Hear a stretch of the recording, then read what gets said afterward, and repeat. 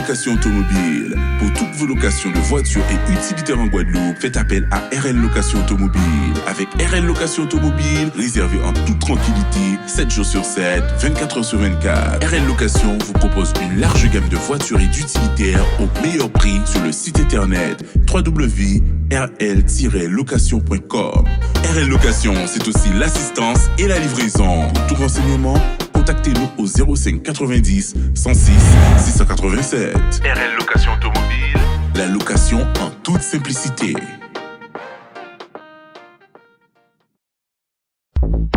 Guadeloupe, actualité. Les Outre-mer sont-ils des territoires délaissés depuis le remaniement du gouvernement? Le ministère des Outre-mer est mis sous la tutelle du ministère de l'Intérieur. En effet, depuis cette annonce, beaucoup d'élus guadeloupéens dénoncent un mépris total de nos territoires. Nous sommes allés à votre rencontre pour connaître votre avis. Vous êtes pour ou contre? Maxime Morel vous donne le micro pour vous exprimer sur le sujet. Vous savez, c'est l'État, c'est le gouvernement...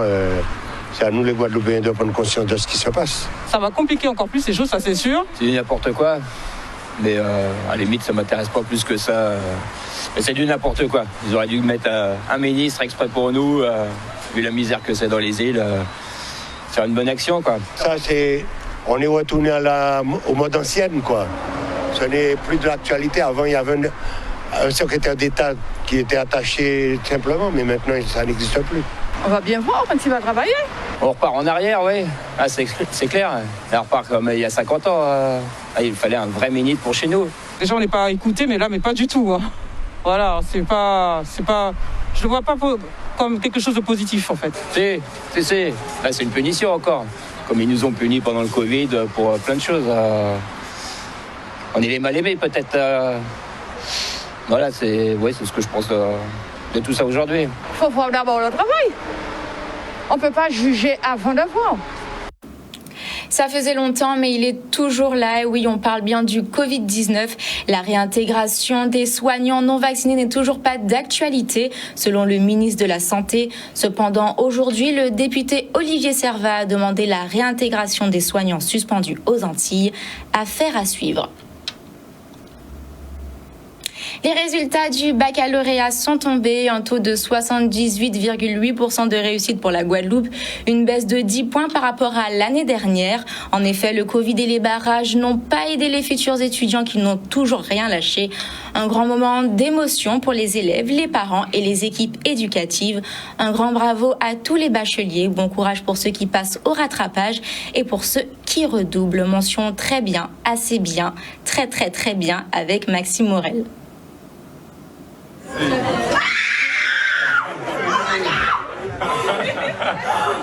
Je suis satisfait là, j'ai une mention assez bien. Au moins j'ai eu le baccalauréat, donc c'est déjà bien. J'ai vu il y a des gens qui ont été admis. L'année a été particulièrement dure, donc je tiens à le préciser. On a charbonné comme pas possible et tout, donc voilà. Là c'est un moment de satisfaction, on est content et puis voilà. Et sincèrement, on sent que plus les résultats approchaient et plus on sentait une espèce de pression qui remontait. Mais un grand soulagement, c'est la fin de cycle. Je suis super satisfaite, franchement, j'ai eu mon bac avec mention très bien, du coup voilà. Je m'attendais pas à avoir la mention, mais parce que je vais pas mentir, j'ai pas beaucoup travaillé, franchement. Mais voilà, super. C'est toujours un moment de grande émotion parce que, évidemment, pour les élèves, c'est un cycle qui se termine, c'est l'ouverture vers l'enseignement supérieur et c'est toujours important que l'on vienne partager ces instants assez exceptionnels pour les élèves, mais aussi pour toutes les équipes éducatives qui ont contribué à leur parcours et à leur réussite. Entre les barrages, le Covid, le retard des cours aussi, ça a été super chiant parce que dès le début de l'année, on devait rattraper le programme de première et avancer super rapidement pour terminer le programme de terminale avant le bac. Là, on a eu quand même 3 années qui étaient compliquées, donc avec un certain nombre de ruptures éducatives. L'année était compliquée par contre, elle était très compliquée, mais je pense que les moments qu'on a eu, voilà, à supporter le Covid, je pense que ça nous a aidé aussi à nous forger, à nous donner du mental, ce qui nous a permis de réussir. Un accompagnement pour les élèves, le réseau DMJ et l'Artec s'associent pour accompagner et former la jeunesse à leur examen. Féliciter les bacheliers, encourager ceux qui vont au second tour et motiver ceux qui n'ont pas eu leur baccalauréat. Voici leur objectif. Au programme des formations et des séminaires, soutenons notre jeunesse avec Charlie Dagonia. Alors l'objectif premier de l'Artec, c'est l'accompagnement jeunesse et la formation aux examens. Et c'est pour cela que, avec grande joie, nous recevons aujourd'hui les FFED, le Forum Futur Étudiant avec le réseau DMJ, afin déjà de féliciter les premiers bacheliers, puisque les premiers résultats sont tombés aujourd'hui et vont encore tomber jusqu'à la fin de l'après-midi. Féliciter ces jeunes-là, encourager ceux qui vont au second tour, parce que c'est aussi notre rôle, conseiller. Tout à l'heure, nous aurons des spécialistes en PNL, en accompagnement scolaire, mais aussi nous aurons normalement un bon coach avec surprise. Je n'annonce pas le nom, mais on le verra sur les antennes. Et tout cela dans le but de donner des conseils et d'encourager pour le second tour. Nous sommes là aussi tout au long de la semaine pour encourager ceux qui, de près ou de loin, ont loupé le coche. Mais la vie n'est pas finie et il y a aussi des solutions pour eux. Nous, notre objectif principal, c'est de parler d'engagement avec le Forum Pensée de la Jeunesse. Je suis avec des représentants du Forum, des représentants de l'UNEF, des représentants d'un parti politique qui s'appelle Allons Enfants, et moi je suis représentant d'une association qui s'appelle les Jeunes Européens en France. Et on vient parler de notre engagement, mais aussi parler des objectifs européens de la jeunesse, parler de ces objectifs avec les jeunes et aussi les inviter à s'en saisir pour qu'ils construisent aussi leurs propositions pour l'Europe. Alors moi je fais partie de la délégation du Forum Pensée de la Jeunesse qui est en Guadeloupe pour quelques jours, et donc on découvre aussi ce réseau. Mais de ce qu'on nous en a expliqué et de ce que j'ai découvert, c'est une formidable occasion pour les jeunes de se rencontrer, de faire réseau aussi avec plein d'autres acteurs. Donc c'est essentiel pour les jeunes. Pour la semaine prochaine, en fait, on aura le séminaire à l'hôtel Awawak où il y aura en fait le tournage de la série L'Instant Jeunesse le samedi 16, où les acteurs pourront en fait animer la série pour pouvoir avoir plus d'informations sur la préparation de la rentrée. Et durant ce séminaire, il y aura des formations qui seront proposées sur les méthodes réseau au sein du dispositif. Brevet de technicien supérieur, félicitons la promotion tourisme 2020-2022. Aujourd'hui, les jeunes ont été récompensés pour leur travail, leur courage et leur ténacité. Après 2 années difficiles, ils ont quand même obtenu leur BTS tourisme. En effet, il s'agit d'un secteur très important pour notre île et notre économie. Voyageons le temps d'un instant avec Charlie Dagonia.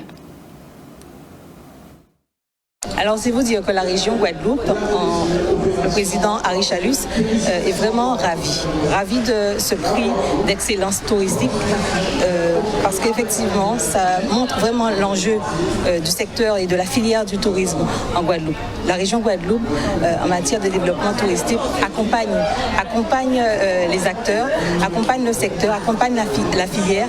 Et aujourd'hui, c'est avec beaucoup de plaisir, avec beaucoup de satisfaction que nous avons pu récompenser le travail, la ténacité, le courage de ces jeunes. Et on a vu dans les sourires, dans les regards et même dans les larmes qu'ils ont effectivement bien travaillé. On a eu des années très très chargées en activités. Nos étudiants ont vécu 2 années assez complexes par rapport à la crise sanitaire. Malgré cela, on a pu mener de très très beaux projets avec nos partenaires. Par exemple, ils ont contribué à la création d'une application permettant de visiter en toute autonomie la Guadeloupe. Ils ont monté énormément d'ateliers, ils ont accueilli des professionnels et nous sommes vraiment fiers du travail qu'ils ont pu accomplir. Comme cela a été dit aujourd'hui, ils sont d'ores et déjà embauchés, embauchables. Déjà, ça a commencé avec la première année, avec la rentrée en 2020. Donc, c'était une évidence pour moi, le BTS Tourisme.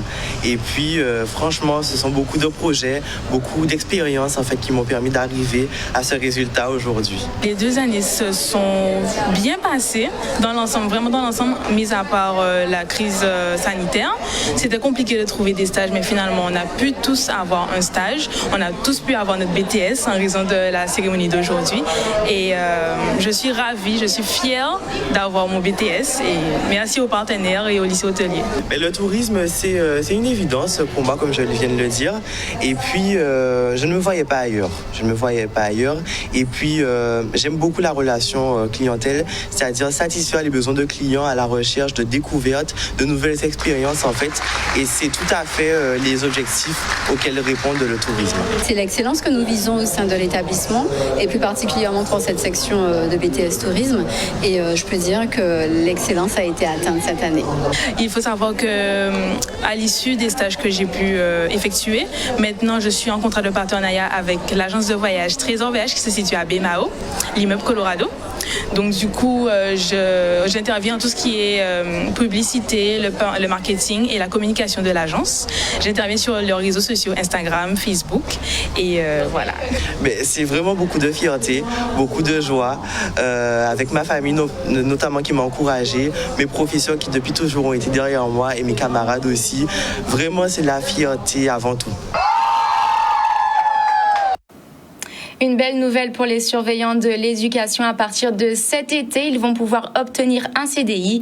Laïdi Benadou, le co-secrétaire académique de la FSU, nous explique tout en détail. Un reportage de Michel Depape.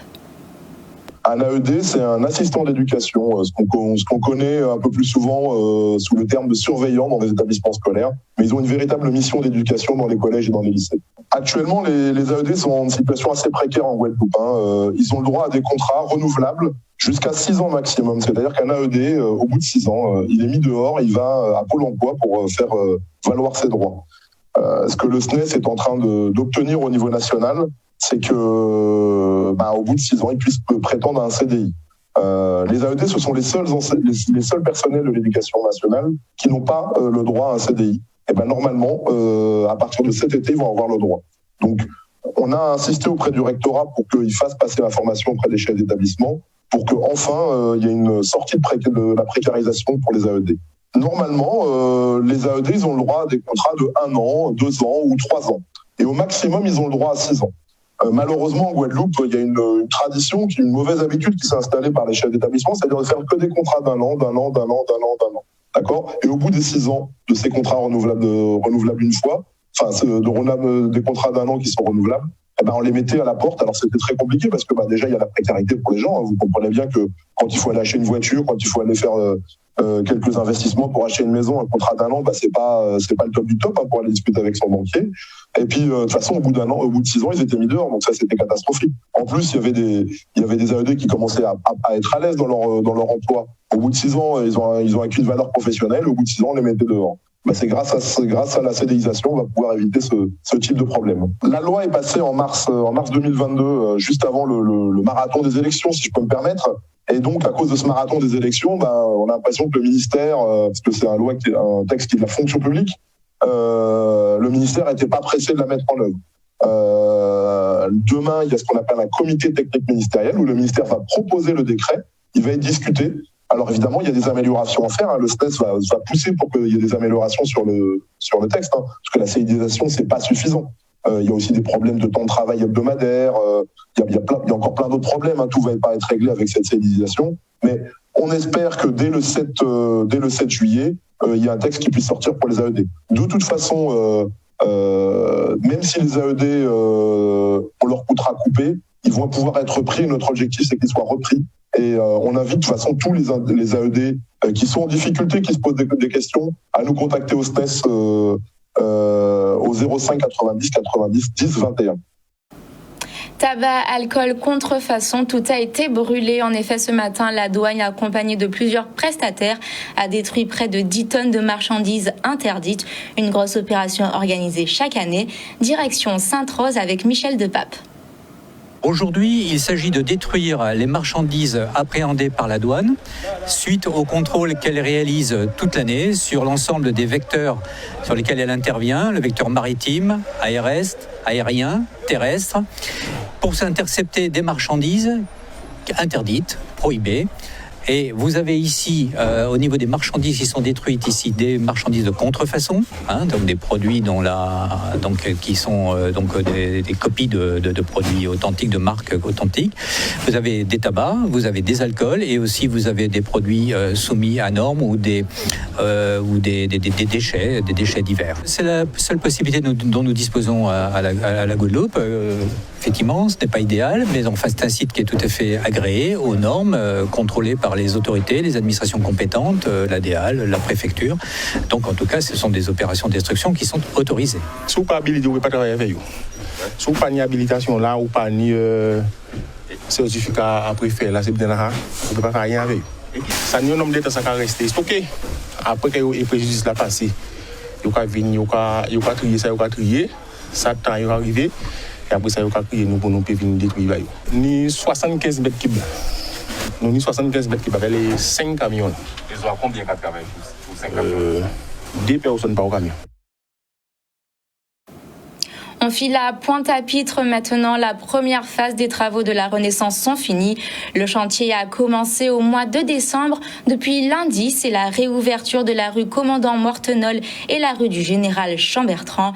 La deuxième phase concernera la reconstruction de la façade de la structure.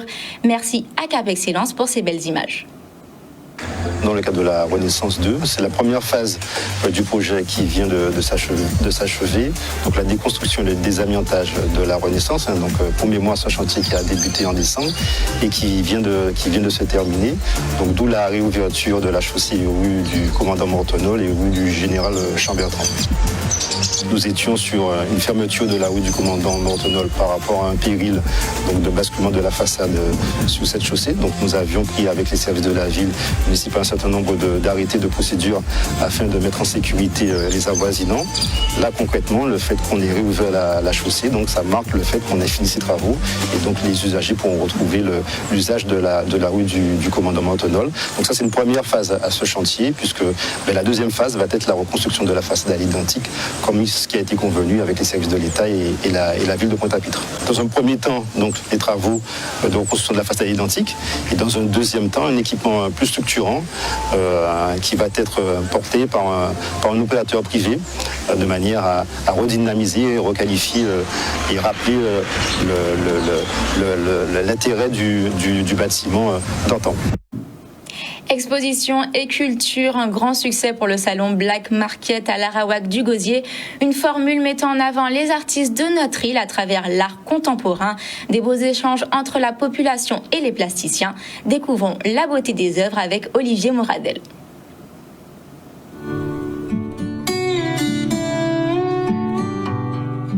Ce qui est intéressant, c'est que c'est pas tant une exposition qu'une foire d'art contemporain. Donc le but, c'est de permettre aux artistes de pouvoir vendre. Cette formule est intéressante parce que ça permet de choisir des œuvres par des gens qui ont une certaine capacité, en tout cas un œil et une sensibilité par rapport à l'art contemporain et notamment à nos artistes en Guadeloupe. C'est une opportunité surtout de montrer le travail que j'ai fait depuis que je suis en Guadeloupe. Depuis que je suis là, ça va faire à peu près 3 ans que je peins et j'ai jamais exposé mes œuvres. C'est la première fois que j'expose une œuvre depuis 1996 quand j'ai exposé au Centre des Arts. Et en tout cas, les toiles que j'ai fait récemment ont beaucoup de matière. C'est énormément de travail, beaucoup de niveaux, des couches et des couches de peinture. Il y a du sable noir.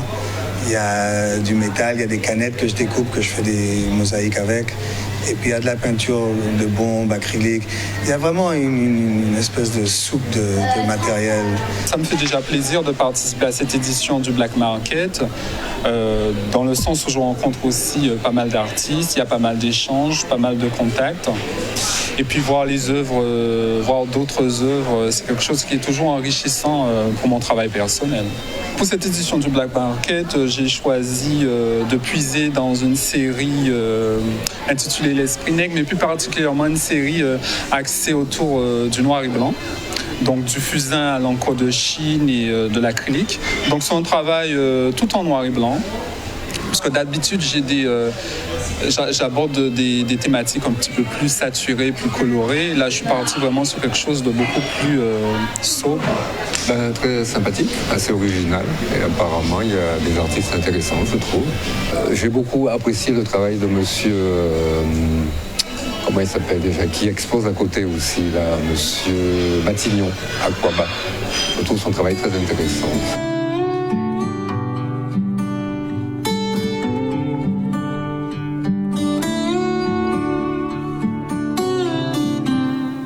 Outremernews.fr, le site de l'actualité outre-mer, 24 heures sur 24 et 7 jours sur 7.